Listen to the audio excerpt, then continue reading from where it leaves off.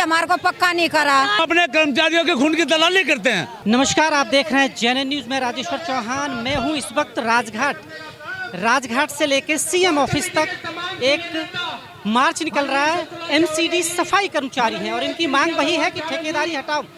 ये ठेकेदारी सालों से आखिर एमसीडी में किस बिरहा पर राज कर रही है और इनके अगर हितों की बात करें तो यकीन मानिए पहला डिपार्टमेंट आप देख लीजिए 30, 25, 15 साल मतलब मैक्सिमम ईयर लोग कच्चों में रिटायर हो जाते हैं। और आपको एक बहुत बड़ी चीज़ बताता हूँ, अगर कोई पक्का कर्मचारी है, अगर वो ऑन ड्यूटी डेथ हो जाती है उसकी, तो उसके लिए तो कुछ बेनिफिट है कि चलो नौकरी मिल जाएगी, पर इतना आसान नहीं है करना मूलक पे नौकरी को पाना।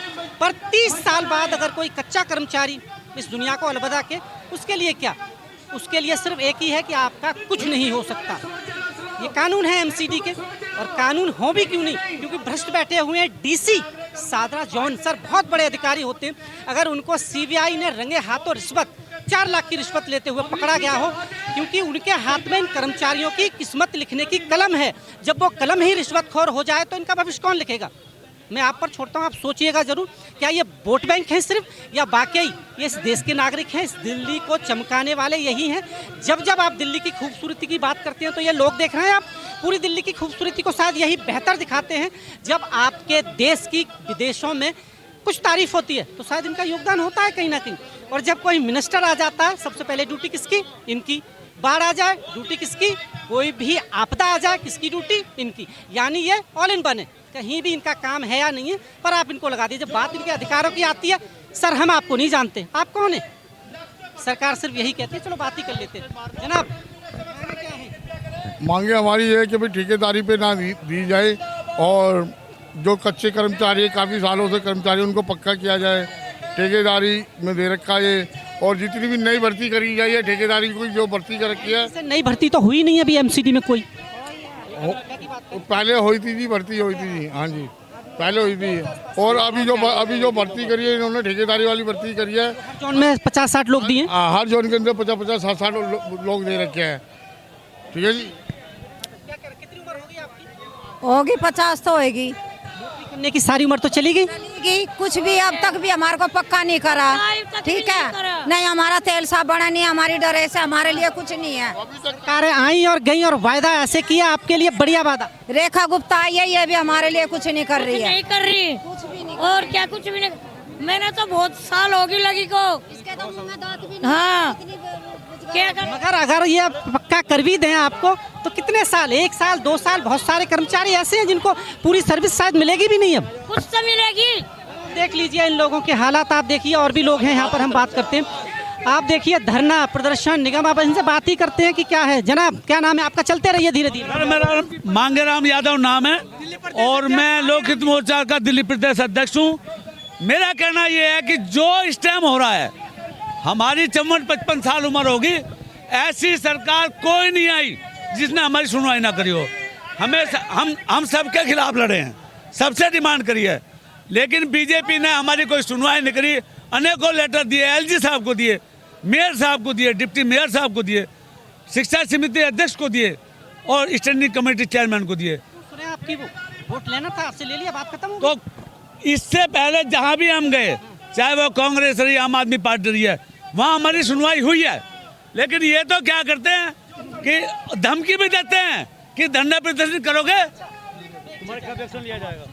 आप यूनियन से जुड़े हुए हैं? मैं अध्यक्ष उनका। अध्यक्ष है, ठीक है। तो आपसे ही बनता, इस दिल्ली में एमसीडी की अनगिनत यूनियन है। हाँ जी, अनगिनत। हाँ जी। गिनती नहीं किसी को याद। हाँ जी, हाँ जी। और ये सालों से कर्मचारियों के हितों के लिए काम कर रही हैं, ऐसा बोलते हैं। हाँ जी, हाँ जी। इसके बावजूद भी 30-40 साल के बाद कर्मचारियों के हित तो वहीं के वहीं। हाँ जी, तो हाँ जी। क्या? उसका मैं जवाब दूंगा। अभी 28 दिन की हड़ताल, अभी जवाब दूंगा मैं। 28 दिन की हड़ताल, कर्मचारियों को क्या मिला? पर उस हड़ताल को लीड करने वाले को तो बहुत बड़ा पद मिला। हाँ, कर्मचारी तो वहीं पर है। अभी मैं कह रहा हूँ कुछ हमारे नेताओं में ये कमी है कि हम अपने कर्मचारियों के खून की दलाली करते हैं। और मेरा नाम मांगेराम यादव है, मेरे ये कर्मचारी एक भी ये कहते कि चाय पी रखी हो तो इनका जूता मेरा सिर। ईमानदारी के लिए एक धरना चल रहा है सिविक सेंटर, आप लोगों का सपोर्ट है उसको? सपोर्ट जो निगम से लड़ रहा है, अधिकारियों के लिए लड़ रहा है, हम सबको सपोर्ट है दिल से, लेकिन एक कानूनी रूप से हमने इसको समर्थन दिया है एजुकेशन वालों ने।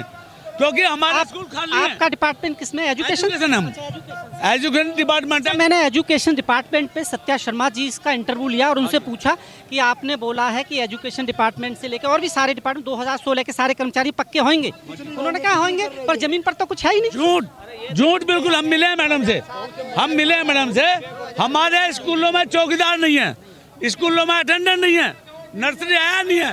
अब ये जो मैं आप लोगों को याद दिलाना चाहता हूँ, ये एमसीडी के अधीन ही हैं, पर एजुकेशन डिपार्टमेंट्स हैं। आप लोग कहते थे कि मैं आपकी बात नहीं उठाता, ये एजुकेशन वाले ही हैं भाई। मैं हर बार आप लोग जो मुझे लिख के भेजते हैं, मैं आवाज़ रखता हूँ, मैं बोलता हूँ। जो स्टडी कमेटी के चेयरमैन है, मैं उनसे भी पूछा, पर राजनेता हैं, वो जैसा बयान देते हैं मैं आपके सामने रख देता हूँ। क्या करें, इसका क्या होगा? अब आपको मैं बार बार क्यों दोहरा रहा हूँ? सादरा डीसी जब गिरफ्तार, इस लेवल के अधिकारी गिरफ्तार होने लगे तो भरोसा किस पे करेंगे ये कर्मचारी? किस पर मुझे बताइए, क्योंकि बार बार मैं यही दोहरा रहा हूँ, जो कलम होती है ना, उस अधिकारी के पास ही है इनके भविष्य को लिखने की, और जब वो कलम गलत साबित हो जाए तो क्या करें? जी, डीसी साहब गिरफ्तार हुए एक सादरा। ये कुर्सी वाले लूट रहे हैं, एमसीडी को कुर्सी वाले लूट रहे हैं। हम तो रोड पे काम करने वाले हैं, स्कूलों में काम करने वाले हैं, इनका लूट ये रहे हैं और हमारी कोई सुनवाई नहीं है। हाँ, नहीं, कोई सुनवाई नहीं कर रही है हमारी। बहुत सारे कच्चे कर्मचारी हैं। कर्मचारियों कच्चे हो? हाँ, कच्चे हैं। ये साल से 25-26 साल हो गए, 28 साल हो गए कच्चे कर्मचारियों को, लेकिन पक्का बिल्कुल नहीं कर रहे। और अपने अपने रिश्तेदारों को ठेकेदार बना के मालदार बना जाएंगे और ठेकेदारी पिरता करके कर्मचारियों का शोषण होगा। 10-10, 15-15 हजार रुपए में नौकरी कराएंगे। अब आप देख लीजिए, एजुकेशन से जुड़े हुए हैं, बात फिर वहीं आ जाती है। आखिर एमसीडी के हालात कभी क्यों नहीं सुधरते?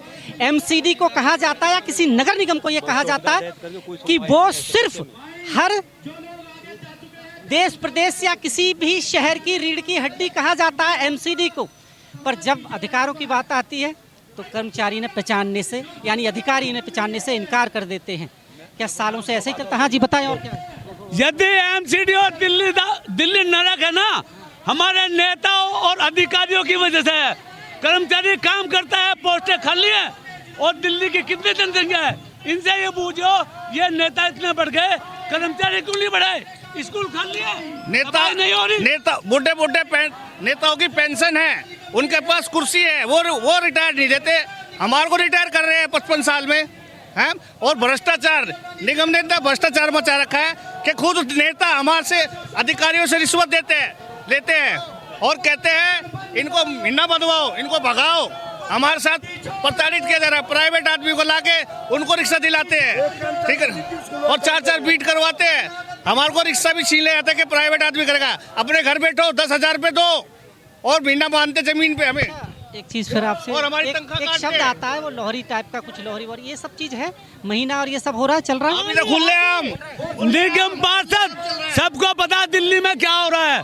अधिकारी ये निगम अब पार्षद, मुझे एक चीज और बताइए, आपको चुनाव ज्ञान लड़ना होगा, ये बंद कर पैसा देंगे। कहाँ से कहाँ तक पहुँच रहा है? और ये चुनाव लड़ना बंद कर देना। पैसा कहाँ से कहाँ तक पहुँचता है? ये तो ऊपर तक जाता है। ये चुनाव इसलिए लड़ते हैं कि डकैती डालनी है। और मेरे साथ थोड़ा आइए, मैं महिलाओं से बात करा दूं। क्या नाम? 25-25 साल साल हो गए, काम किस में है आप? एजुकेशन में? हाँ जी, 25-25 साल हो जाते हैं, हमारे को पक्के नहीं करते। जब देखो जब भी मांग, हमारे से हर चीज की मांग रखी जाती है। हमारा टाइम 6:30, हम कैसे आए? हर समय 6:30 कोई घर से निकलते हो तो आपके बच्चे खुद के सो रहे होते हैं शायद? सब सोए रहते, उनका पता ही नहीं रहता। हम तो 6 बजे यहाँ पे ड्यूटी पे आ जाते हैं, 5:30 बजे आ जाते हैं। तो हमारा हर कानून हमारे पर क्यों लगाए जा रहे हैं? जो भी कानून हो वो एमसीडी के ऊपर। गुलाम हो आप इन सरकारों के, शायद इसी वजह से गुलाम रखना चाहती है बना के। अगर कुछ अच्छे बेनिफिट दे देंगे तो आप उनसे क्वेश्चन नहीं पूछने लोगों की? तो हमारे से ही ले लेते हैं बेनिफिट, में देंगे क्या हमारे को? ना हमारे पैसे मिलते रुके हुए, ना हमारे को टाइम पे तनख्वाह मिलता क्या है? हमें कुछ भी नहीं मिलता। बोलो भाई। ना हमारा एरियल दे रहे हैं, और हमसे 1 बीट की जगह 10-10 काम कर। हाँ, और सारे कच्चे पड़े अभी तक। 26 साल हो गए, हमें पक्का नहीं करा। हमारी कोई सुनवाई नहीं है, ना हमारा एरियल है, ना हमारा कुछ भी है। और बातों के लिए सारी बातें करते हैं। बताओ, ये कोई बातें हैं? हाँ, काम कैसे करेंगे? 18 साल हो गए ना, 20 साल हो गए आपको करते हुए? 18 साल, 20 साल आ गया हमारा, पक्का नहीं करा देगा। कितना आप ज्ञान से माताजी की एज जरा देखिएगा, मैं आपको ये एज दिलाना चाहता हूँ इनकी। अगर इनको पक्का कर भी दिया जाए तो कितना सर्विस करवा लोगे आप? क्या मिलेगा इनको? ये जो वक्त है ना इनका शायद आराम करने का था, पर इस सरकार की निकम्मापन है कि इनको रोडों पर झाड़ू लगाना पड़ रहा है।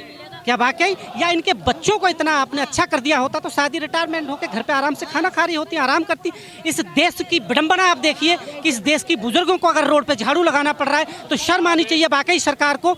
या इनके बच्चों को आपने शिक्षित नहीं होने दिया, इनको सुविधाएं इतनी नहीं दी कि आज इन्हें रोडों पर झाड़ू लगानी पड़ रही है। यही इस देश की मानसिकता है। क्या वाकई इस मानसिकता से ये देश कभी निकलेगा? इन महिलाओं का दर्द कभी समझेगा? इस देश की मुख्यमंत्री महिला हैं और कहा जाता है कि एक महिला का दर्द समझती है। जी सर कितने साल की नौकरी मिलेंगे अगर हम अभी पक्का रखा रहा तो बताओ कितने साल? हम नहीं जिताया, हमें पीछे रह गए। हमने ऊपर हो चुके हैं 80% तक, 50 से ऊपर हो चुके हैं और कच्चे पड़े हैं। उनके जवान बालक हो गए, बालक बच्चेदार हो गए, क्या करेंगे बताइए? सरकार से ऐसे ऑर्डर आते हैं, ऐसी सुप्रीम कोर्ट ने भी ये कहा है कि कम से कम सेम काम समान वेतन तो दे दीजिए, इन्हें समान वेतन भी नहीं। अगर मैं सरकारी नौकरी वालों के खिलाफ नहीं हूँ, ठीक है उनकी सरकारी नौकरी है, पर सरकारी नौकरी वालों को आप 50, 60, 70 हजार रुपए देते हो, इनकी क्या कमी है? काम तो ये भी वही करते हैं जो सरकारी कर्मचारी करता है, जिसको आप 1 लाख रुपए दे रहे हो, कम से कम 50 हजार इनको भी दे दीजिए ना। क्या गुनाह है आपको? आप जुड़े रहें, दर्द इनका बेपनाह है, शब्दों से परे है। मैं आप तक पहुंचा रहा हूं, आप देख रहे हैं JNN न्यूज़। बहुत बहुत धन्यवाद।